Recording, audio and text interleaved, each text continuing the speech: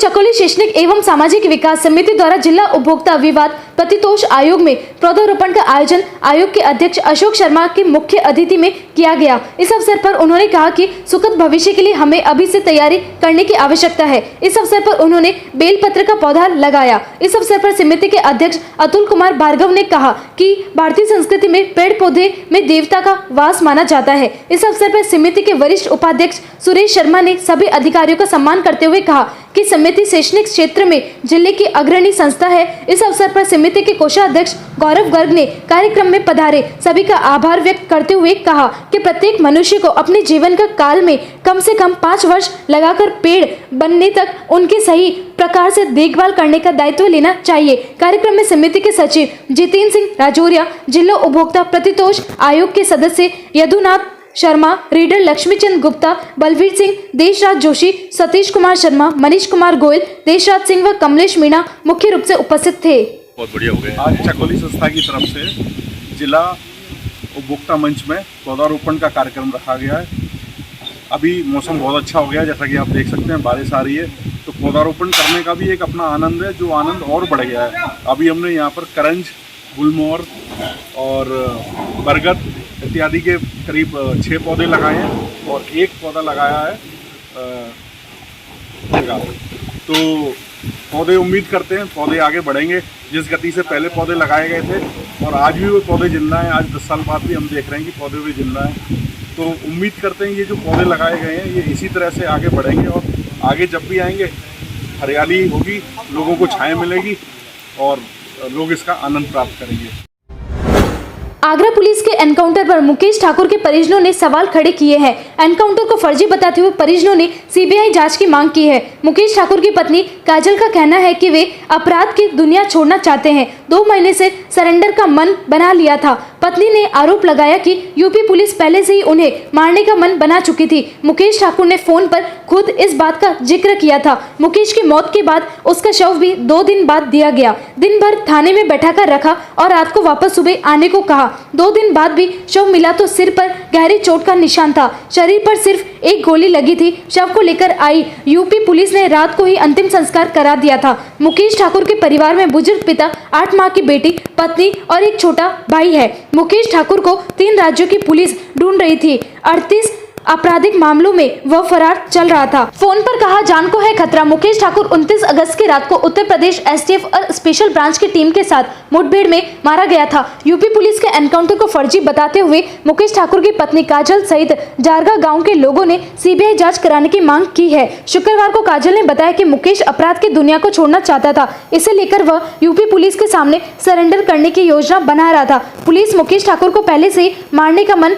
बना चुकी थी। साजिश करते हुए पुलिस के धौलपुर में मुखबिरों ने उसे जहर दिया, यूपी ले जाकर आगरा पुलिस को सौंप दिया। कई बार फोन पर अपनी जान को खतरा होने की बात कही थी। भाई ने लगाया हत्या करने का आरोप। मुकेश ठाकुर के भाई सुरेश ठाकुर ने एनकाउंटर को हत्या करार दिया है। उसने हत्या में यूपी पुलिस के साथ ही धौलपुर के मनिया थाना क्षेत्र के राधिकापुरा गांव के कुछ लोगों का हाथ होने की आशंका जताई है। ग्रामीणों ने भी एनकाउंटर पर शंका जाहिर करते हुए मुकेश की हत्या करने का आरोप लगाया है। ग्रामीणों ने पूरे मामले में सीबीआई जांच की मांग की है।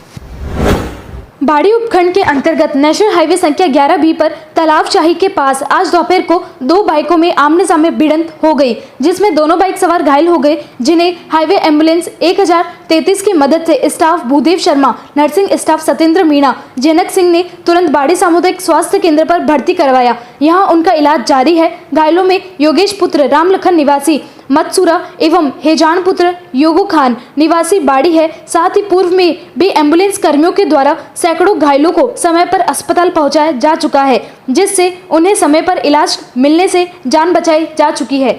सरमतुरा से विष्णु सोनी की रिपोर्ट। सरमतुरा कस्बा स्थित उत्थान भवन में सोच बदलो गांव बदलो टीम द्वारा रेलवे व अन्य प्रतियोगी परीक्षाओं हेतु निःशुल्क ऑनलाइन क्लासेस का आयोजन दिनांक 1 सितंबर 2021 से शुरू कर दिया गया है। संस्था द्वारा पहले भी निःशुल्क क्लासेस को चलाया जा रहा था। कोचिंग द्वारा उठाए गए कदम का लाभ गरीब, असहाय, प्रतिभावान छात्र छात्राओं को मिल रहा है। कोविड लॉकडाउन के क्लासेस बंद कर दी गई थी, लेकिन सितंबर में अनलॉक होते ही क्लासेस को फिर से शुरू कर दिया है। जल्दी ऑफलाइन मोड में क्लासेस प्रारंभ की जाएगी। चाहिए। साथ ही टीम के द्वारा समय समय पर रक्तदान शिविर, पौधारोपण, रक्तदान आदि जनहित कार्य किए जाते हैं। सरमथुरा से विष्णु सोनी की रिपोर्ट। धौलपुर जिले के कंचनपुर थाना पुलिस ने मारपीट एवं हत्या के प्रयास के 2 आरोपियों को गिरफ्तार किया है। थाना इलाके के गांव मुसलपुर में पीड़ित मुरारी कुशवाहा के साथ बेरहमी से मारपीट की गई थी। पीड़ित का घायल अवस्था में लंबा उपचार चला था। पीड़ित द्वारा नामजद आरोपियों के खिलाफ स्थानीय पुलिस के समक्ष मामला दर्ज कराया था।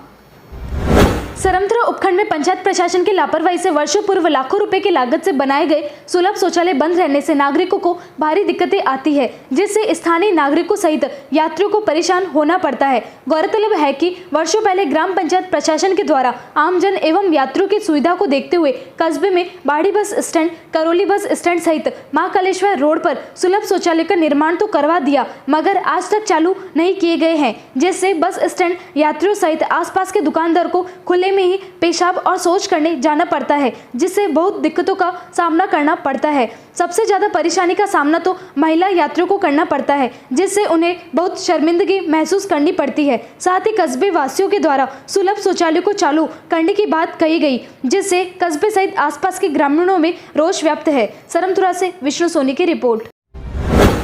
निहालगंज थाना क्षेत्र में शामिलात रह रहे एक ही परिवार के 4 भाइयों के बीच गुरुवार रात कहासुनी हो गई। झगड़ा बढ़ने पर लाठी डंडों से मारपीट हुई। घर में पर्दा लगाने को लेकर विवाद में घायल एक भाई को गंभीर अवस्था में इलाज के लिए भर्ती कराया गया है। मारपीट में 2 भाइयों के मामूली चोट आई, जिन्हें प्राथमिक उपचार के बाद छुट्टी दे दी गई। निहालगंज निवासी नेकराम प्रजापति के 4 बेटों के बीच गुरुवार रात झगड़ा हुआ। हॉस्पिटल में भर्ती सबसे बड़े बेटे रामचरण 55 ने बताया कि वह अपने 3 भाई करण सिंह, चरण सिंह और बबलू के साथ पुश्तैनी मकान में रहता है। चारों भाइयों को रहने के लिए मकान में अलग अलग कमरे दिए गए हैं। घर में बुजुर्गों से पर्दा करने के लिए बहू ने अपने कमरे के बाहर प्लास्टिक का पर्दा लगा दिया। पर्दा लगाने को लेकर उसके छोटे भाइयों ने आपत्ति जताई। छोटे भाइयों का कहना था कि पर्दा लगाने से उनके कमरों में हवा नहीं आ रही है। गुरुवार रात को पर्दा हटाने को लेकर भाइयों में कहासुनी हो गई। गुस्से में छोटे तीनों भाइयों ने लाठी डंडों से हमला बोल दिया। झगड़े में बड़ा भाई गंभीर रूप से घायल हो गया, जबकि 2 छोटे भाई मामूली चोटिल हो गए। बहू और बेटे ने रामचरण को इलाज के लिए हॉस्पिटल में भर्ती कराया। दोनों पक्षों की ओर से थाने में शिकायत दर्ज कराई गई है। धौलपुर जिले के निहालगंज थाना क्षेत्र के कालीमाई रोड पर 2 बदमाश एक दुकानदार को चकमा देकर हजारों रुपए की चोरी करने में सफल हो गए। दुकानदार की रखी पैसों की पेटी को ही उठा ले गए। बदमाश 15,000 की नगदी के साथ उधारी का बही खाता भी लेकर फरार हो गए। दरअसल मामला यूं है कि निहालगंज थाना क्षेत्र के कालीमाई रोड पर पीड़ित दिनेश गर्ग तेल मिल की दुकान संचालित करता है, जिसने बताया कि वह दुकान पर शाम बैठा हुआ था। उसके पास बाइक सवार 2 युवक उसकी दुकान पर आते हैं, जिस पर एक बदमाश बाइक पर ही बैठा रहता है। वह दूसरा बदमाश एक बोतल लेकर 1 लीटर तेल देने की बात कहता है, जिस पर दुकानदार बोतल को लेकर अंदर तेल भरने जाता है। इतनी देर में बदमाश बाहर रखी पैसों की तिजोरी को ही उठाकर वहां से भाग निकले। जब दुकानदार तुरंत ही वापस बाहर की तरफ आया तो देखा दोनों ही बदमाश वहां से गायब थे। वह उसकी तिजोरी वहां से गायब थी। इस पर उसने आसपास शोर मचाया और उनको भागते हुए देखा तो उनके पीछे भी पकड़ने का प्रयास किया, परंतु बदमाश बाइक पर बैठकर चंपत हो गए।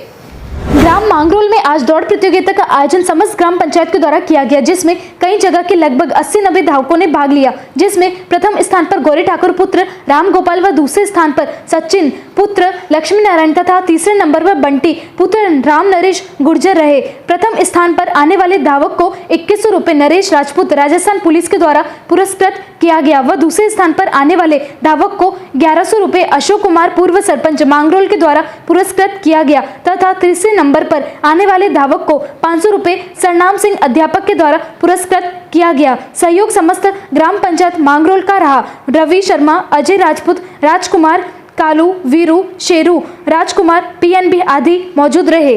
हमसे हमेशा जुड़े रहने के लिए हमें सब्सक्राइब करें और बेल आइकन दबाएं।